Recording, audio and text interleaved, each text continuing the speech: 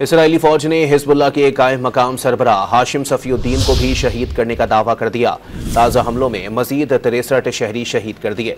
बमबारी से कसीरुल मंजिला इमारत चंद सेकंड्स में जमीन बोस हो गई।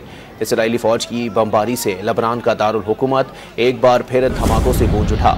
इसराइली फौज ने दावा किया है कि उन्होंने 3 हफ्ते कबल बैरूत पर किए जाने वाले हमले में हिजबुल्लाह के रहनुमा हाशिम सफीउद्दीन को निशाना बनाया था। ताहम हिजबुल्लाह ने हाशिम सफीउद्दीन की शहादत की तस्दीक या तरदीद नहीं की। इसराइली फौज ने आज भी बैरूत पर बमबारी कर दी, जिसके नतीजे में कसीरुल मंजिला इमारत चंद सेकंड्स में जमीन बोस हो गई। इसराइली फौज ने हिजबुल्लाह के कायम मकाम सरबराह हाशिम सफीउद्दीन को भी शहीद करने का दावा कर दिया। ताज़ा हमलों में मजीद 63 शहरी शहीद कर दिए।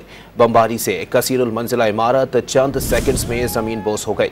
इसराइली फौज की बमबारी से लबनान का दारुल हुकूमत एक बार फिर धमाकों से गूंज उठा। इसराइली फौज ने दावा किया है कि उन्होंने 3 हफ्ते कबल बैरूत पर किए जाने वाले हमले में हिजबुल्लाह के रहनुमा हाशिम सफीउद्दीन को निशाना बनाया था। ताहम हिजबुल्लाह ने हाशिम सफीउद्दीन की शहादत की तस्दीक या तरदीद नहीं की। इसराइली फौज ने आज भी बैरूत पर बमबारी कर दी, जिसके नतीजे में कसीरुल मंजिला इमारत चंद सेकंड्स में जमीन बोस हो गई।